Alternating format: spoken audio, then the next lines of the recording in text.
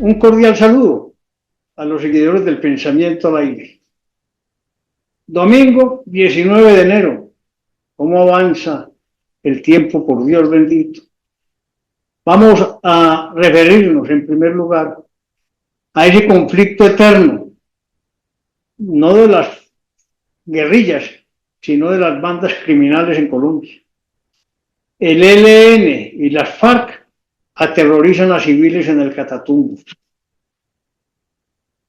Enfrentamientos entre el ELN y las disidencias de las FARC dejan más de 30 muertes, entre ellos 5 firmantes del acuerdo de paz.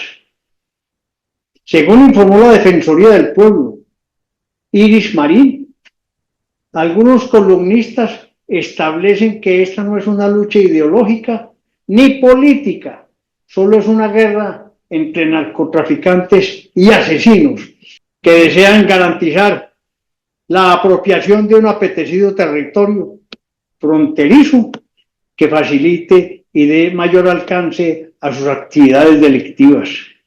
Recuerden ustedes que allá tenemos el vecino país, y ese vecino país tiene un dictador, y ese dictador tiene apoyo de las bandas que han operado tradicionalmente en Colombia.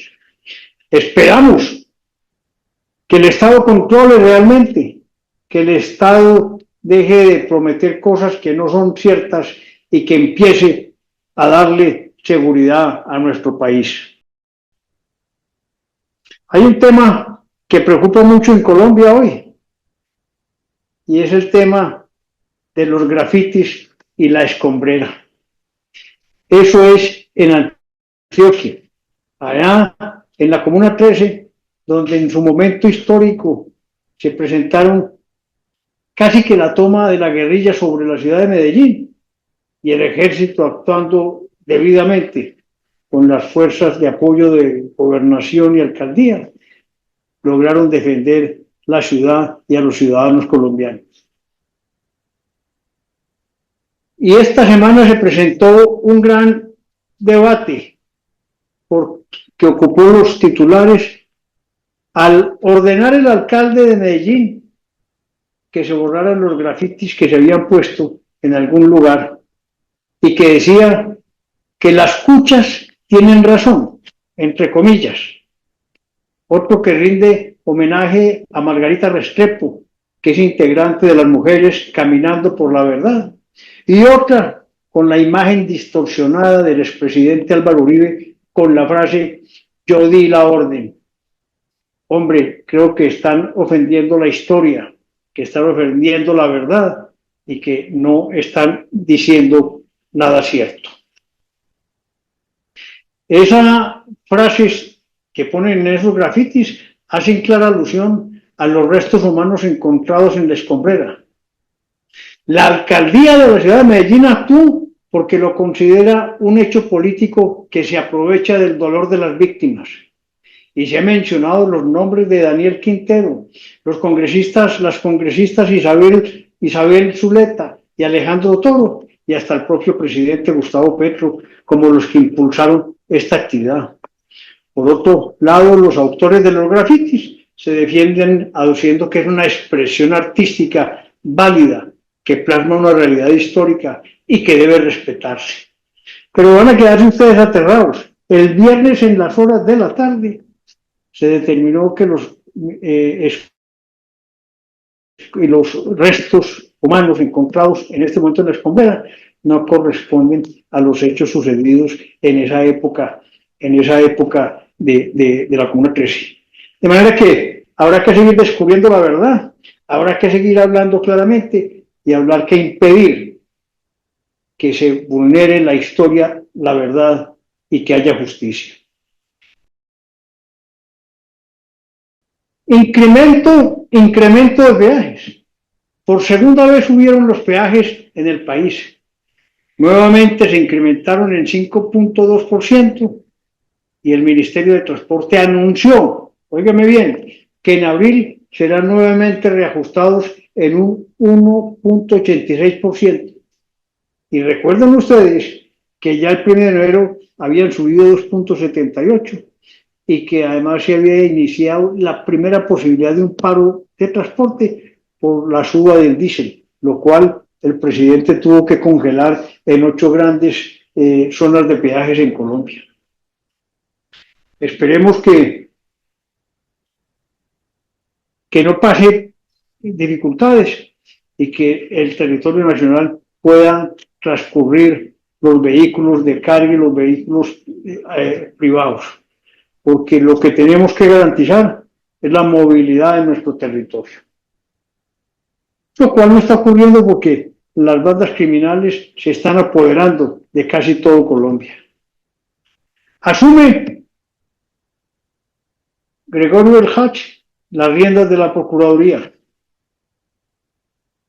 Entre sus primeras actuaciones, ratificó como viceprocurador general a Silvano Gómez, quien desempeñaba esta función para la saliente procuradora Margarita Cabello. En su discurso, defendió las sanciones que este ente de control emite contra funcionarios elegidos por voto popular, posibles demostraciones de independencia frente a Gustavo Petro. Esperemos que sea así porque él fue un funcionario que en muchos años estuvo en el Senado de la República como secretario y ha ejercido, según informes que he recibido, que cabalmente la función que le encomendaron en su época. ¿Cómo les parece a ustedes? Gustavo Petro dará licencia mensual a las empleadas cuando tienen el periodo menstrual. El decreto se firmó el jueves 16 de enero y establece que las personas pueden pedir licencia o trabajar en casa cada época de su ciclo menstrual por 3 días. En el Congreso, los representantes del Pacto Histórico, Pedro José Suárez y María Fernanda Carrascal, radicaron un proyecto que quiere convertir esta medida en ley de la República. Yo aquí lo único que tengo que decirles, señores, es que muchas veces la ley protege tanto que desprotege. Y cada vez alguien inteligente surge con una propuesta de estas y lo que hace posiblemente es impedir que la mujer sea vinculada laboralmente en algunas ocasiones. Porque protegen y protegen y protegen, se reducen las horas de trabajo y fuera de eso licencias por este tema. Miles de años las mujeres han soportado ese proceso porque además son madres, porque son mujeres y porque tienen un sistema hormonal que hace que ese ciclo menstrual se dé cada periodo de 28 días. Pero sí, sufren, pero nunca han faltado al trabajo, o en casos especiales. Pero volver eso una cotidianidad es protegerlas, sí, pero las van a desproteger, señores presidentes de la República, porque eso puede causar un mal mayor, que no haya empleo.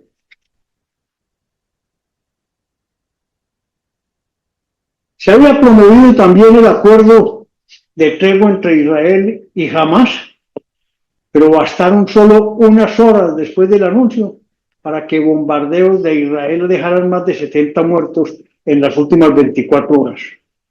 Israel acusó a Hamás de incumplir partes esenciales del pacto, buscando concesiones de último minuto. Aún hay esperanza de que se cumpla el primer paso del acuerdo con el intercambio de 33 rehenes israelíes, con la liberación de 1.000 prisioneros palestinos y la entrada de ayuda humanitaria en Gaza. Toda solución negociada a los conflictos es viable, pero lo más importante es que haya confianza entre las partes negociantes para que los acuerdos realmente sean efectivos. Si se están diciendo mentiras cada uno, la paz no se logrará y volverán los conflictos rápidamente.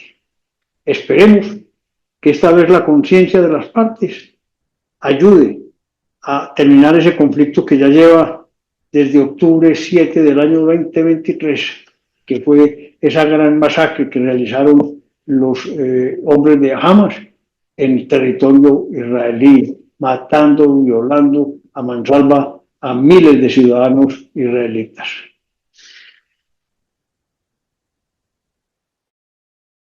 Ingresan a la Junta del Banco de la República nuevas personas.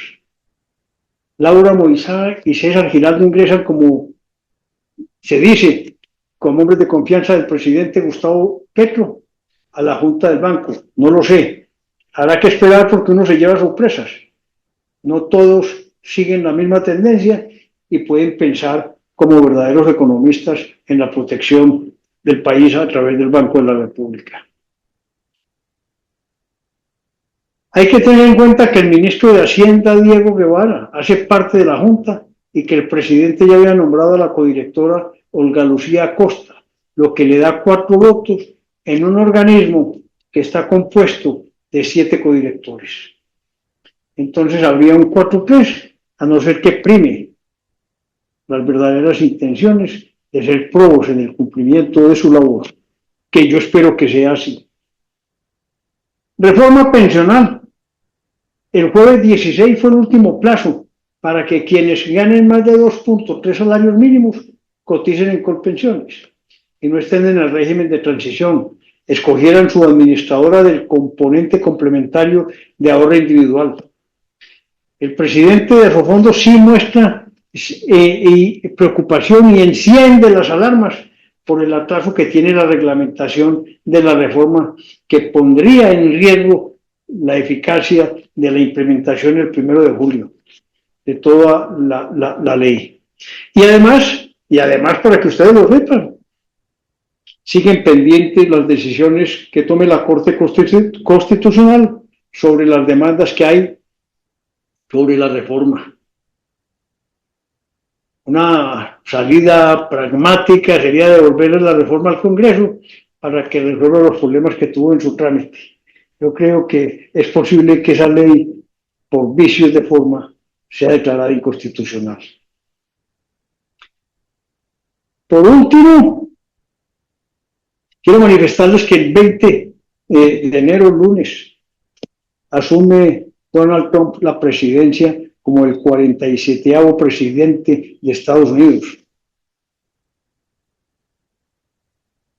Históricamente, los líderes extranjeros no han asistido a las tomas de posesión de los presidentes estadounidenses, sino que han estado representados por los embajadores de sus países. En esta ocasión han sido invitados por el Comité de Investidura, el presidente de China y el mandatario de Argentina, Javier Milei. Gustavo Petro no fue invitado y Colombia estará representada por su embajador, Daniel García Peña. Reunión de cancilleres, ya por último. Luis Gilberto Murillo habló en X de la reunión de cancilleres en México, Honduras, Cuba, Guatemala, Venezuela y Haití, realizada este viernes. Estos países con el objetivo de analizar de manera conjunta las implicaciones de la nueva administración de Trump y definir estrategias comunes. Porque dicen ellos, la migración es un reto. La migración es un reto que exige responsabilidad y coordinación, protegiendo los derechos humanos y promoviendo soluciones duraderas. Vamos a ver qué ocurre. Esperemos las primeras decisiones del presidente Trump, que deben ser, según lo conocemos a él, deben ser casi que inmediatas.